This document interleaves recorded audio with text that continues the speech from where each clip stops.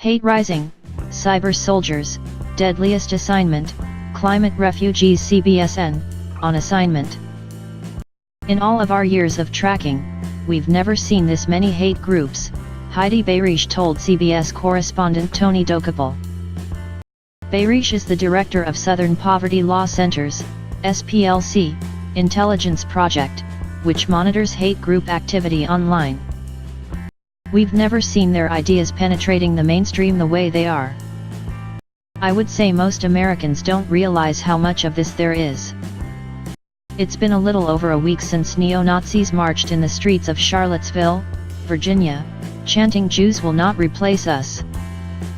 In the intervening days, debate has raged over just how America's national conversation has become a real-time discussion of white supremacy and its place in the U.S., muddied by President Trump's ambiguity on the matter.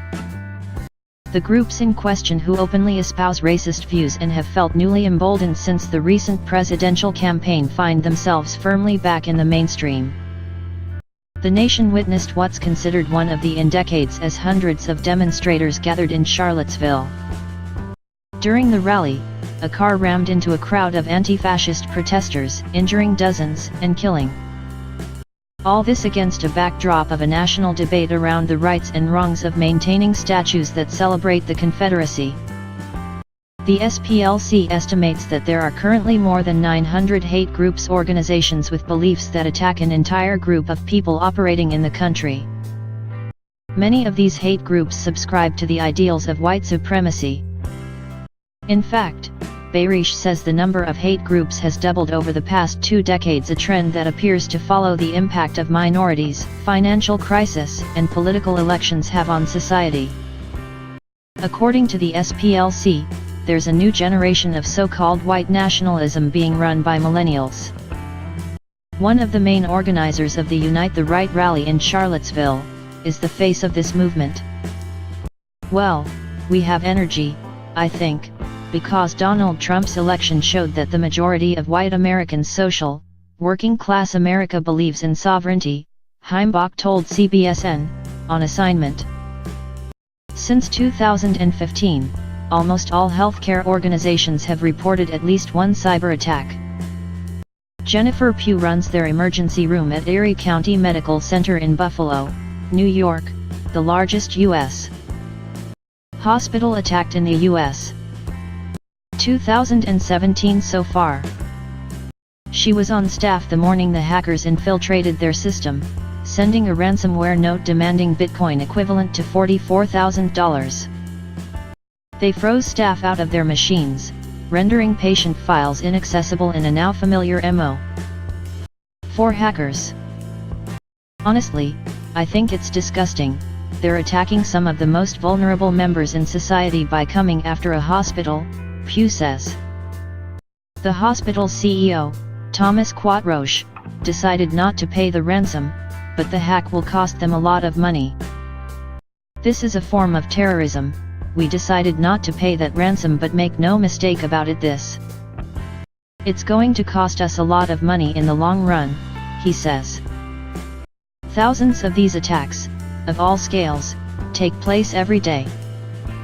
White hat hackers are the good guys paid by companies to hack their systems and find flaws before they are exploited by cyber criminals, or black hat hackers.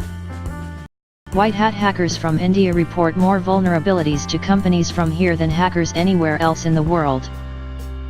One of the world's best white hat hackers, Sandeep Singh, better known by his online moniker Geekboy, has hacked companies like Microsoft, Facebook, Twitter, Uber and Airbnb with good intentions. And he is paid well for it. Companies offer bug bounties to people who find vulnerabilities in their systems, which they can then patch. "How much I make in one day, my friends make in 1 year," Singh says. Geekboy hopes he can stop the hackers who are exploiting people for money. "I feel disgusted. What they are doing is very bad," Sandeep says. "From this side I will always try to oppose them. Everyone and every company should hire good guys." Mexico has become one of the most dangerous places in the world for journalists. Reporting on cartel violence and government corruption has led to 100 journalist killings in the past 25 years, according to the Committee to Protect Journalists. This year alone 8 journalists were killed, including Miroslava Breach, one of Mexico's leading investigative reporters.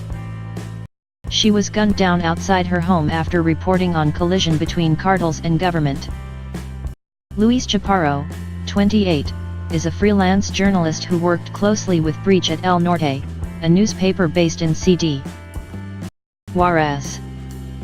CBS News correspondent Manuel Bojorquez met with Chaparro in downtown Juarez, just steps from the United States. "Every journalist in Mexico is a target now," Chaparro said.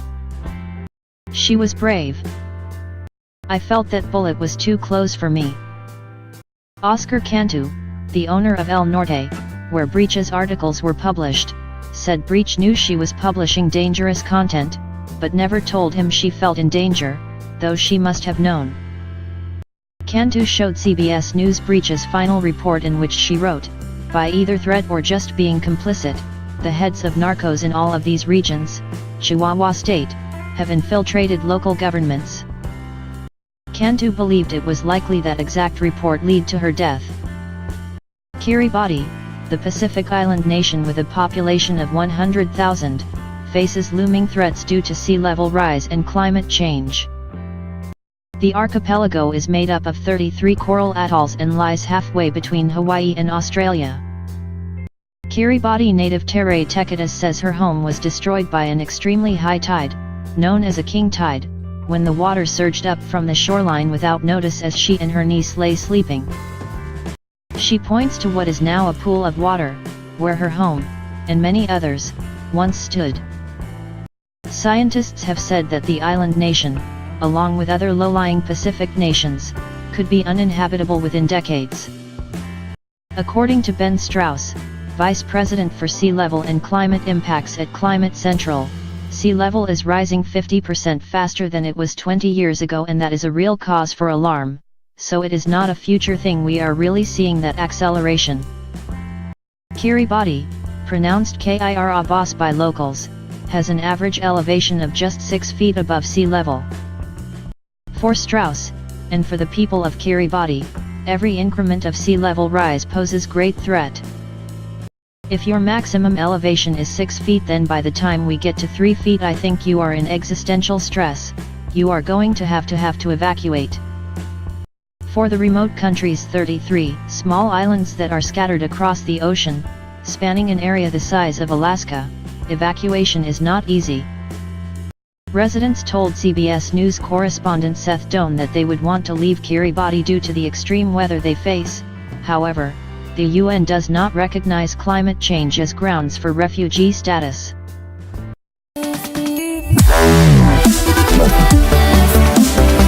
Wow.